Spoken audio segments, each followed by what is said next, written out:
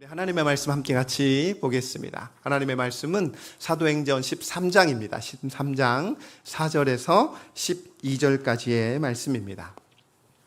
사도행전 13장 4절에서 12절까지의 말씀입니다. 우리 길지만 4절부터 12절까지 함께 같이 교독하고 마지막 절 함께 같이 읽겠습니다. 두 사람이 성령의 보내심을 받아 실루기아에 내려가 거기서 배 타고 구브로에 가서 살라미에 이르러 하나님의 말씀을 유대인의 여러 회당에서 전할세 요한을 수행원으로 두었더라. 온 섬 가운데로 지나서 바보에 이르러 바예수라 하는 유대인 거짓 선지자인 마술사를 만나니 그가 총독 서기오 바울과 함께 있으니 서기오 바울은 지혜 있는 사람이라. 바나바와 사울을 불러 하나님의 말씀을 듣고자 하더라. 이 마술사 엘루마는 그 이름을 번역하면 마술사라. 그들을 대적하여 총독으로 믿지 못하게 힘쓰니 바울이라고 하는 사울이 성령이 충만하여 그를 주목하고 이르되 모든 거짓과 악행이 가득한 자요 마귀의 자식이요 모든 의의 원수여 주의 바른 길을 굽게 하기를 그치지 아니하겠느냐. 보라, 이제 주의 손이 내 위에 있으니 내가 맹인이 되어 얼마 동안 해를 보지 못하리라 하니 즉시 안개와 어둠이 그를 덮어 인도할 사람을 두루 구하는지라. 함께 읽겠습니다. 이에 총독이 그렇게 된 것을 보고 믿으며 주의 가르치심을 놀랍게 여기느라. 아멘. 아멘. 사랑하는 성도 여러분, 우리는 아마 매 순간순간 그리고 매일매일 보냄을 받으면서 살아가고 있습니다. 그러니까 가는 것 같지만 우리가 수동적인 표현일 수 있겠지만 우리는 능동적으로는 가는 삶을 살아가고 있지만 우리가 하나님의 관점에서 바라봤을 때 우리는 보냄을 받는 삶을 살아가고 있습니다. 그러니까 오늘 또 여러분들이 일어나서 이 교회로 보냄을 받았고요. 또 여러분들이 내일이면 또 일어나서 직장과 학교와 또 여러분의 사업장과 또 가정 가운데 여러분은 보냄을 받은 자로서 살아가는 거죠. 자, 그래서 가정과 일터, 학교, 심지어 때로는 전혀 나의 계획과는 상관없이 낯선 곳으로 정말 처음 가보는 곳으로 우리가 보내지기도 하는 거죠. 근데 중요한 질문이 무엇이냐면 누가 우리를 보내는가입니다. 누가 우리를 보내는가? 상황이 나를 그렇게 보내는 것인가? 아니면 환경이 나를 그렇게 보내는 것인가? 아니면 사람이 나를 보내는 것인가? 잘 보면 당연히 누가 보내시겠습니까? 네, 오늘 본문에서 아주 단호하게 이야기하는데요. 4절입니다. 우리 4절 한번 밑줄 쓴 부분만 한번 읽어볼까요? 시작. 성령의 보내심을 받아입니다. 누가 보내셨다고요? 성령님이 보내셨다는 겁니다. 그러니까 여러분들을 성령 하나님께서 순간순간 그리고 매일매일 보내신다는 거죠. 근데 이 한 문장이요, 잘 보면 사도행전 전체 역사를 이끌어가는 단어입니다. 여러분, 앞에서 우리가 계속해서 말씀을 보았지만 계속해서 빌립을 통해서도 그렇고 또 스데반이라든지 바울이라든지 베드로라든지 다 이 성령의 보내심을 받아서 그곳에서 사역을 하고 그곳에서 일을 하고 그곳에서 살게 되었던 거죠. 자, 오늘 우리의 삶과 사역도 이 말씀에서 출발해야 합니다. 여러분 기억하십시오. 여러분이 속한 삶의 자리는 성령 하나님이 보내신 자리입니다.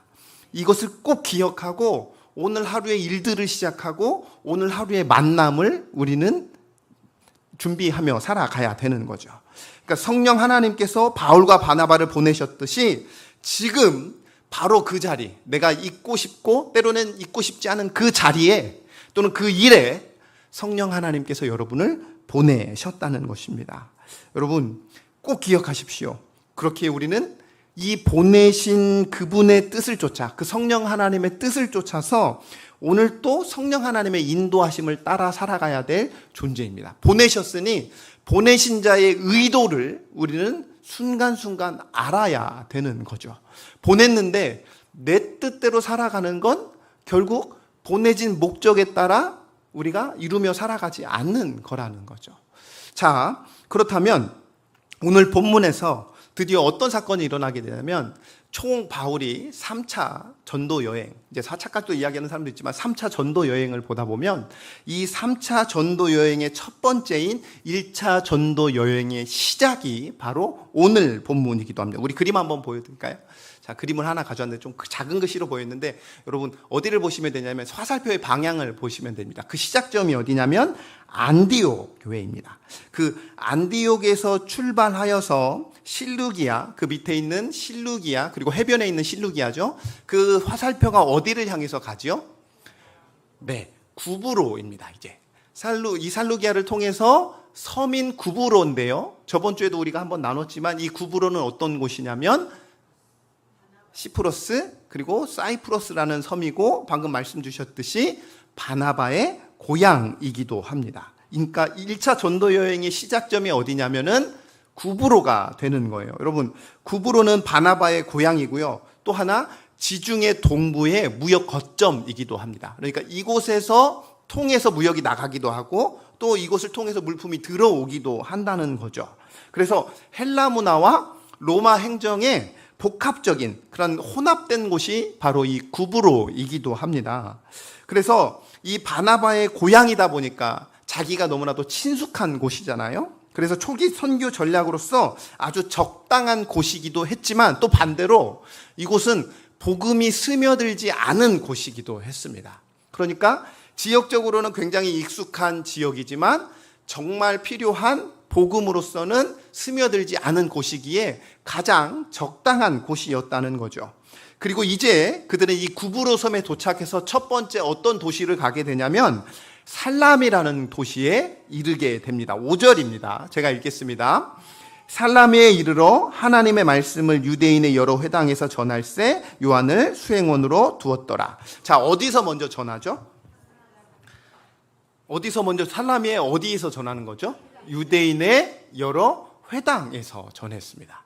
여러분, 바울이 실제적으로 누구의 사도라고 우리가 보통 일컫지요? 이방인을 위한 사도라고 일컫지만 여러분, 바울은요 어디 지역을 가든지 제일 먼저 방문하는 곳이 어디였냐면 유대인의 회당이었습니다. 왜냐하면 구속사적으로도 그렇고요. 로마서 1장 16절 말씀을 보면은요 이렇습니다. 우리 로마서 1장 16절 말씀 한번 같이 읽겠습니다.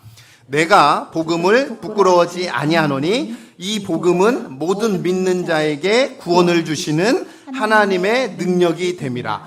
먼저는 유대인에게요. 그리고 헬라인에게로다. 아멘. 여러분, 바울에게 첫 선교의 대상은 늘 누구였다고요? 유대인이었습니다. 그러니까 그가 예수님을 만나기 전까지 몸담았던 바로 그 유대인들의 회당으로 그들은 이 둘은 갔던 거죠. 왜 갔을까요?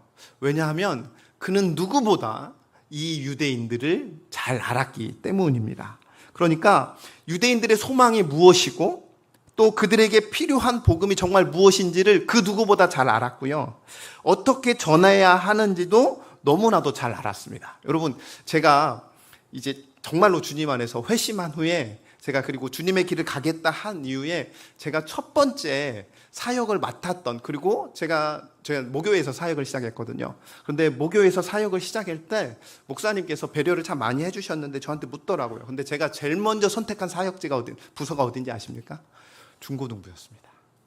왜냐하면 나 같은 놈이 더 이상 나타나지 않기를 바라서요. 제가 중고등부 때 얼마나 까불었는지, 그리고 얼마나 하나님을 대적하며 살았는지를, 그게 얼마나 슬픈 일이고 얼마나 가슴 아픈 일인지, 하나님을 가슴 아프게 했던 일인지 알았기 때문에 저 같은 놈이 더 이상 나오지 않기를 바라는 마음으로 제가 중고등부 사역을 했거든요. 그러니까 바울이 그랬어요. 하나님을 가장 잘 믿고 여기는 그들이 정확히 어떤 지점에서 하나님을 떠나 있는지 바울은 너무나도 잘 알고 있었고요. 또 메시아를 기다려온 그들이 왜 이미 오신 메시아를 거절하게 되었는지를 그는 너무나도 잘 알았습니다. 예수가 그들이 기다리는 메시아임을 정말 잘 전할 수 있는 길도 그는 알았던 거죠. 그래서 동족을 향한 애정이 남달랐다는 거예요. 동일하게 저도 그 아이들이 너무나도 눈에 밟혀요. 그러니까 저도 물론 유초등부가 있고 저희 꼬맹이가 속해 있는 부서긴 하지만 너무 죄송하지만 저는 제일 먼저 보이는 건 저는 우리 중고등부 아이들이 눈에 제일 띄어요. 죄송합니다. 편애하는 거 아닙니다. 네. 왜냐하면 그 시기가 하나님을 전인적으로 알 수 있는 진짜 귀한 시기이거든요. 여러분, 동일하게 바울도 제일 먼저 그가 너무나도 사랑했던 유대인에게 가서 복음을 전했어요. 그런데요, 너무나도 안타까운 건 대부분의 유대인들은 이 바울이 전한 복음을 거절했습니다.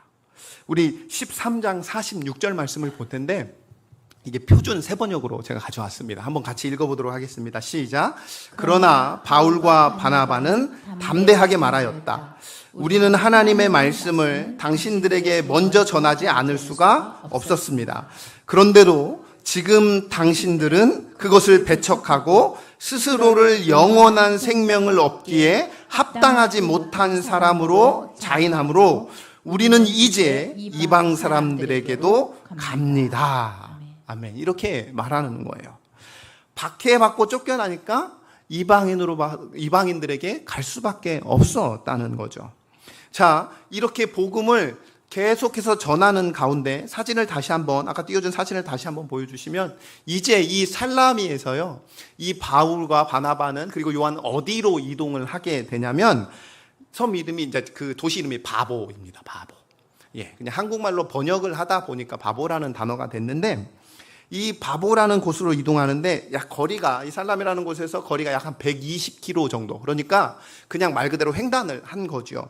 반대쪽으로 쭉 내려가면서 이곳이 바나바의 고향인 그리고 이 바보라는 도시에 이르렀는데 여러분 이 바보라는 도시의 특징이 하나 있습니다. 그게 뭐냐면 고대 예부터 무엇을 섬겼냐면 비너스. 그러니까 우리말로 하면 그리고 그 영어로 한다면 아프로디테라는 이 신을 섬겼던 그리고 비너스에게 봉헌한 도시가 바로 이 바보라는 도시입니다. 그러다 보니까 그것들이 쭉 내려와서 그 숭배가 바울의 시대에도 굉장히 강력했었습니다. 굉장히 혼란의 도시, 성적으로도 음란한 도시였고요. 굉장히 혼란한 도시의 하나, 영적으로 혼란한 도시의 하나였습니다. 그래서 이 사도행전 13장, 이 첫 번째 1차 전도 여행의 거점으로서 이 구브로 섬, 그 중에 특별히 많은 장을 할애한 이 바보라는 섬을 통해서 이 13장을 통해서 우리에게 주시고자 하는 메시지가 뭐냐면 당시 지중해 세계의 가장 대표적인 우상의 숭배 중심지였던 바로 이 바보, 이 한복판에서 벌어진 복음과 그리고 더 나아가서 거짓 신앙의 대결이 바로 이 장소였던 곳입니다. 그러니까 영적 전쟁의 한 도시였던 곳인데요. 바로 바울을 통해서 전해진 그 복음, 그리고 그 지방을 다스렸던, 그 지방에 있었던 바로 거짓 신앙의 대결이었다는 거죠. 이곳에서 바울과 바나바는요, 두 인물을 만나게 됩니다. 그게 6절과 7절 말씀입니다. 여러분 6절 한번 읽어주십시오. 온 섬 가운데로 지나서 바보에 이르러 바예스라 하는 유대인 거짓 선지자인 마숫사를 만나니 그가 총독 서기오 바울과 함께 있으니 서기오 바울은 지혜 있는 사람이라 바나바와 사울을 불러 하나님의 말씀을 듣고자 하더라. 한 명의 이름이 무엇이라고요? 바예수입니다. 여러분 바라는 말은 아들이라는 뜻을 가지고 있습니다. 그러니까 무슨 의미죠? 예수의 아들, 여호수아의 아들, 예수의 아들이라는 이름을 가진 이 바예수라 하는 국적이 어디예요? 어디 사람인 거예요? 유대인인 거예요.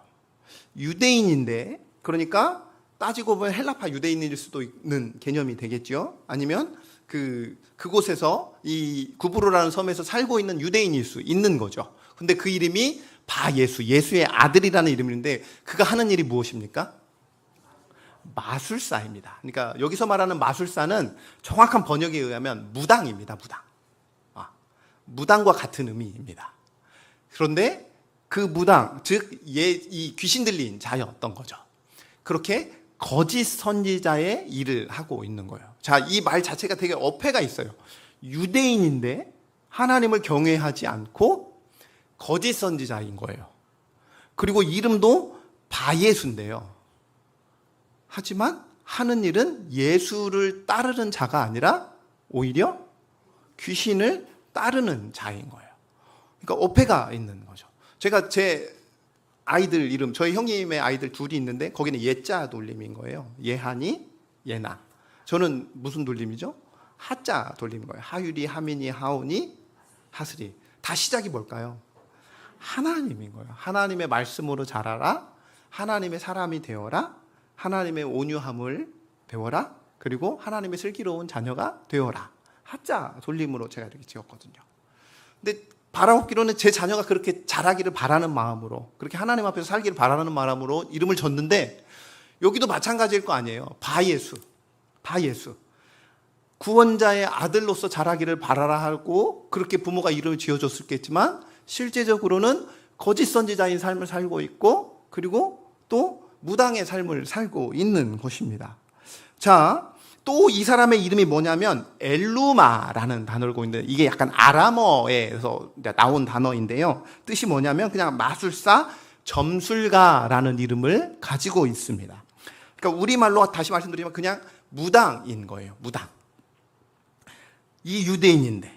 자, 그런데 그 당시에 특징이 하나 있었어요. 그게 뭐냐면 로마의 그러니까 로마에 있는 고급 관리들, 저 높은 관리직에 있는 사람들은요, 특징이 하나 있었는데, 그게 뭐냐면 이런 마술사들을, 무당들을 꼭 하나씩 옆에 두고 살았습니다. 왜냐하면 모든 대소사의 문제를 점으로 처리했거든요. 이런 문제가 발생했네? 어떻게 될 것 같아? 이런 문제를 우리가 어떻게 해결할 수 있을 것 같아라고 점으로 그 당시의 문제들을 해결했던 거예요. 그러니까 또 한 명이 나타나는 등장인물이 누구냐면 그 당시 바보라는 도시의 총독이었던 누가 나타나는 거예요? 서기오 바울이에요. 그러니까 이름이 바울인데 동일한 인물이 아닙니다. 우리가 알고 있는 그 바울과 동일한 인물이 아니고 그냥 서기오 바울이라는 이름인 거예요. 그 사람은 총독이었고, 이 총독이 바예수를 무당으로 두어서 모든 대소사의 문제들을 점으로 처리했던 겁니다. 영험했는지는 모르겠습니다. 그가 얼마나 영험했는지는 모르겠는데, 어떤 귀신이 주는 능력 때문에 그를 보기에 탁월했으니까 이 서기오 바울이 그를 무당으로, 점을 치는 사람으로 자기 옆에 두었겠죠. 그러면 이 바예수라는 사람의 입장에서 봤을 때는 나름 힘을 가지고 있는 거예요. 왜? 그 도시를 다스리고 있는 총독의 옆에 딱 있으니까 나름 오른팔과 같은 사람이었다는 거죠. 자기가 점치고 자기가 이야기하는 대로 이 서기오 바울은 따르는 사람이었으니까요. 그러니까 탁월한 지위를 누릴 수 있었습니다. 그가 그 지역의 총독이었던 이 서기오 바울과 함께 있을 때 영향력도 꽤 컸을 거란 말이죠. 그런 삶을 누리고 있는 가운데 성령 하나님께서 누구를 보내셨냐면 그 도시에 바로 바나바와 바울과 요한을 보냈던 거예요. 문제는 7절을 보시면요, 이 서기오 바울의 특징이 있습니다. 그가 어떤 사람이었습니까? 지혜 있는 사람이었어요. 그리고 바나바와 사울을 통해서 하나님의 말씀을 듣고 싶었던, 그러니까 바로 하나님이 예비하신 그 한 사람이었던 거예요. 그에게 깊은 영적인 갈망과 갈급함이 그에게 있었던 거죠. 그러다가 바나바와 이 바울의 소식을 들은 겁니다. 그런 소문을 들었던 거죠. 그들이 전한 그 복음의 능력이 있음을 듣고 이제 이 바울과 바나바를 초청한 것입니다. 그런데 이 만남을 극도로 싫어하는 사람이 있었습니다. 누구였을까요? 바로 마술사 무당이었던 바예수였습니다. 우리 8절 한번 보겠습니다. 밑줄치 부분 한번 읽어보겠습니다. 시작. 그들을 대적하여 총독으로 믿지 못하게 힘쓰니. 자, 믿지 못하도록 방해한다는 거예요. 누가요? 바예수가. 바예수 이름 뜻이 뭐죠? 예수의 아들이. 예수의 아들이 예수를 믿지 못하도록 방해하고 있는 거죠. 참 상황이 아이러니한 상황입니다. 여러분, 힘쓰다라는 단어가 현재형, 현재 진행형인데 어떤 의미냐면 그냥 한 번 만나지 못하도록 한 게 아니라 굉장히 만나지 못하도록 굉장히 반대와 반대를 집요하게 썼던, 지속적으로 썼던 표현이 바로 이 힘쓰다라는 표현인 거예요. 구원자의 아들이란 이름을 가졌지만 사람을 구원하기는커녕 가장 타락하게 만들고 있었어요. 어디를요? 바로 이 도시를요. 그러니까 바울의 첫 선교 사역자의 방해자가 바예수란 이름의 거짓 선지자 무당이었다는 거죠. 우연이 아니라는 겁니다. 바울은 이제 선교하러 가는 곳마다 분명 또 다른 바예수를 만날 것이라는 것을 오늘 이 사건을 통해서 미리 예견하고 있는 거죠. 결국 하나님의 아들 예수와 바예수의 대결입니다. 진정한 하나님의 아들 예수와, 이 바울과 그 당시에 그 도시를 거짓 영으로 다스렸던 바로 바 예수와의 대결이었던 거죠. 바로 우리 일상에서 여러분들이 삶에 주어진 그 일상에서 일어나는 일들과 동일한 거죠. 영적 전쟁의 실상입니다. 하나님의 아들인 여러분들과 바 예수라 일컫는 사람들과의 영적 전쟁. 바로 우리의 모습과도 같다는 거죠. 겉으로 보면 차이가 없는 것 같이 보입니다. 그런데 조금 더 보면 마술까지 행하는 그들을 보면 누구나 쉽게 매료될 수 있는 것 같습니다. 하지만 이 마술사 엘루마의 목표는, 정확히 이야기하면 사단의 목표는요, 분명합니다. 총독이든 누구든 예수를 하나님 나라의 왕으로 믿지 못하게 만드는 거죠. 복음을 받아들이지 못하게 만드는 일이 바로 이 바 예수가 하는 일입니다. 우리 주변의 수많은 바 예수들이 여러분들과 그리고 또 다른 하나님이 점쳐놓은 그 사람들, 예비해 놓으신 그 사람들을 주님 앞에 돌아오지 못하도록 하는 바 예수들이 이 세상에 있다는 거죠. 그러자 이 성령이 충만한 바울이 그를 보고 이렇게 말하는 겁니다. 그게 바로 9절과 10절입니다. 제가 9절 읽겠습니다.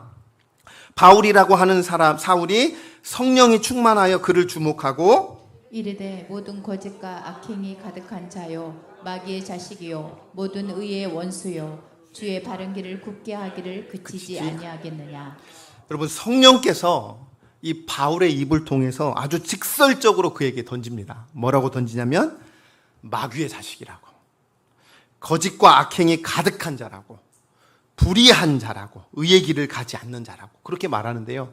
여러분 9절 보시면요, 9절 한 번만 다시 보여주시면 성령이 뭐한 자라고 얘기하죠? 충만하다고. 또 10절 한번 보여주시겠습니까? 이와 동일한 단어가, 동일한 어순을 가진, 그러니까 동일한 단어에서 파생된 단어가 하나 있습니다. 그게 뭘까요? 가득했다는 겁니다. 그러니까 바울은 성령이 충만했고요. 이 바 예수는 무엇으로 충만한 자라고요? 네, 같은 단어인데 결국 누구에게 지배를 받는가, 무엇이 그에게 가득 찼는가의 싸움이라는 거죠. 바울은 성령님을 따라서 말하고 성령님을 따라서 행하고 성령님을 쫓아 살았습니다. 하지만 바 예수는 오직 온갖 거짓과 악행과 불의의 지배, 즉 사단의 지배를 받으며 살았던 거죠. 이름은 예수의 아들이었는데 실제적으로는 마귀의 아들이었다는 거죠. 예수께서 기뻐하시는 대로 사는 것이 아니라 거짓말하는 자 마귀의 아들로 이 바 예수는 살았던 것입니다. 또한 바 예수는 지속적으로 그치지 않는데, 그게 무엇을 그치지 않았냐면 누군가가 주의 바른 길로 가게 하는 것을 뭐하게 했다고요? 굽게 했다는 거예요. 그러니까 예수를 못 믿게 만드는 자였습니다. 주님 앞에 누군가가 돌아오는 것을 거부하게 하고 그가 돌아오지 못하도록 방해하는 자가 바로 이 바 예수였다는 거죠. 이 지역에서 동일하게 마귀는 예수님을 믿는, 이 기독교가 전파되는 것을 싫어하는 것이죠. 누군가가 분명히 어떤 바 예수도 이 땅 가운데 존재한다는 거죠. 사랑하는 성도 여러분, 굉장히 끔찍한 일입니다. 실제적으로 마귀가 역사했지만 누군가를 통해서, 이 바 예수를 통해서 역사했다는 거죠. 그러니까 우리는 오늘 이 시간 무엇을 바라봐야 되는 겁니까?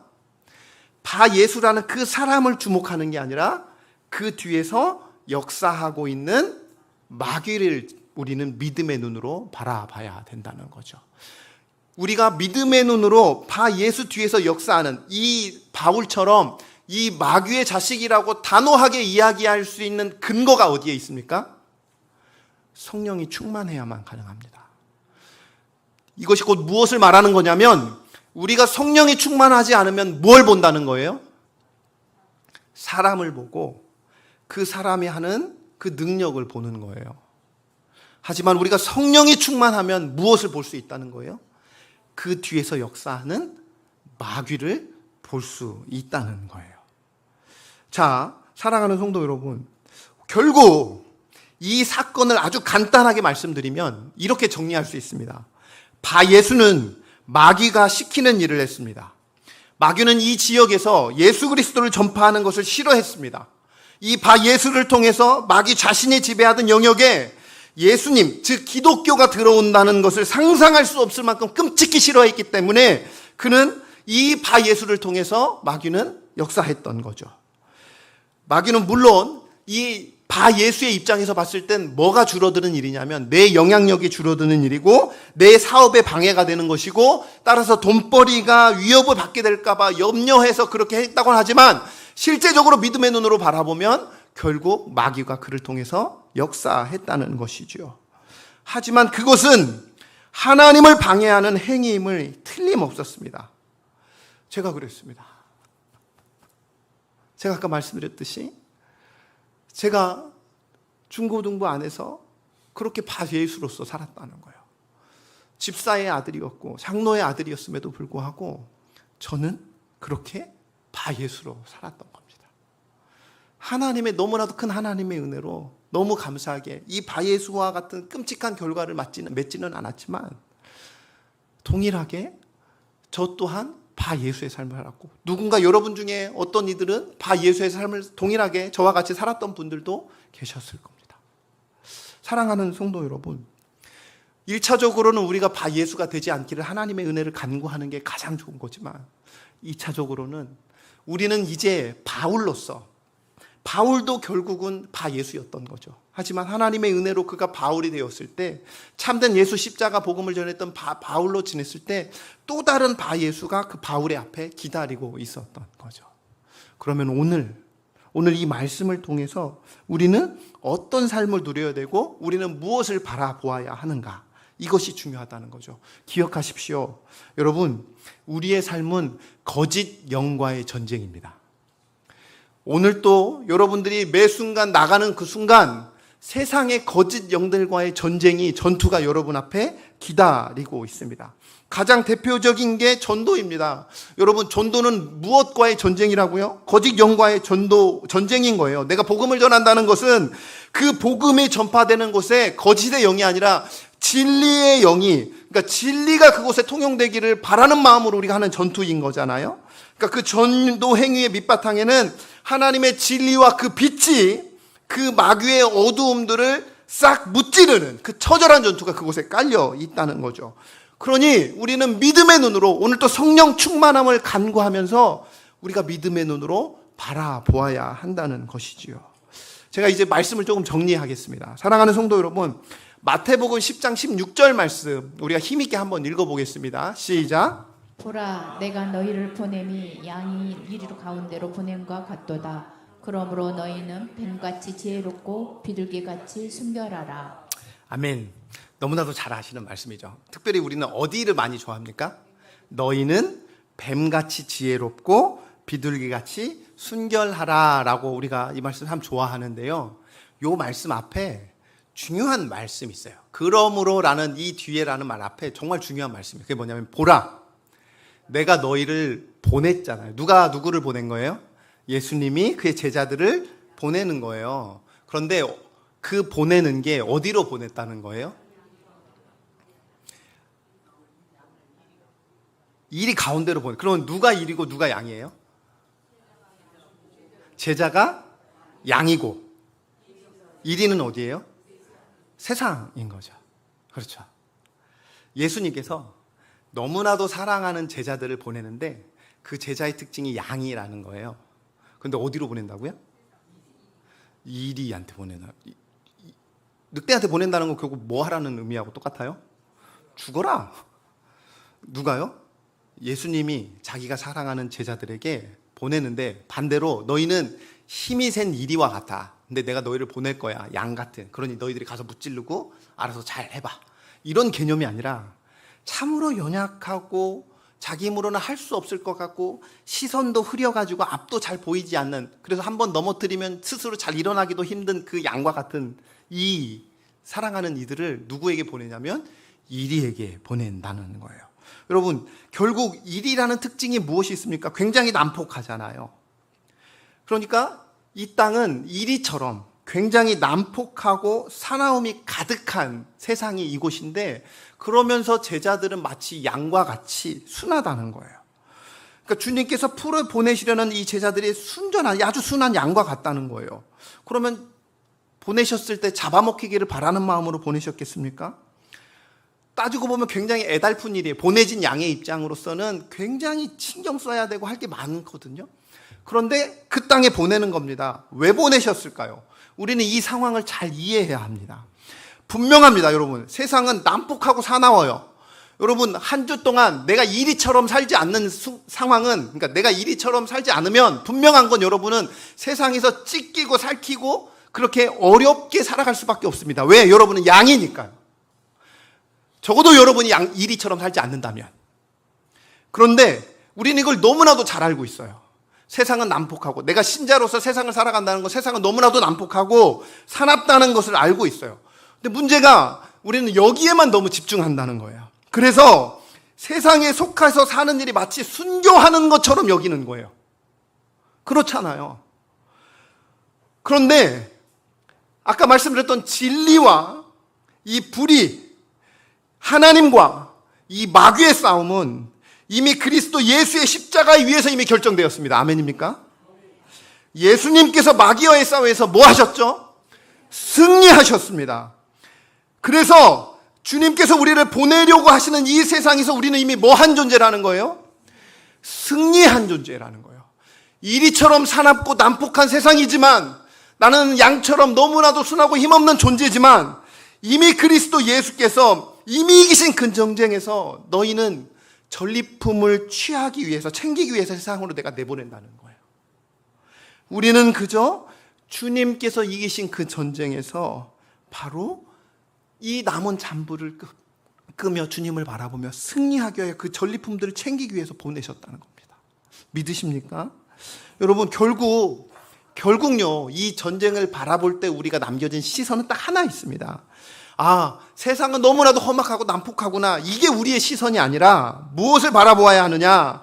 세상에 보냄받은 우리가 뱀처럼 지혜롭게, 그래서 뱀처럼 지혜로워지기 위해서 세상을 향해 나아가야 하는 것이고요. 비둘기처럼 순결하기 위해서 세상에 속해 살아가야 한다는 것입니다. 이것을 기억하라는 거예요. 세상에서 살아갈 때 우리는 이미 승리한 존재지만 우리가 세상에서 어떻게 살아가야 되는가? 뱀처럼 지혜롭게, 그리고 비둘기처럼 순결하게 살아가라는 겁니다. 이 사실을 날마다 우리는 우리 마음에 새겨야 한다는 거죠. 사랑하는 성도 여러분, 다시 한번 말씀드립니다. 우리의 싸움은 이미 끝난 싸움입니다. 그러니 이제 우리의 관심이 어디에 있느냐?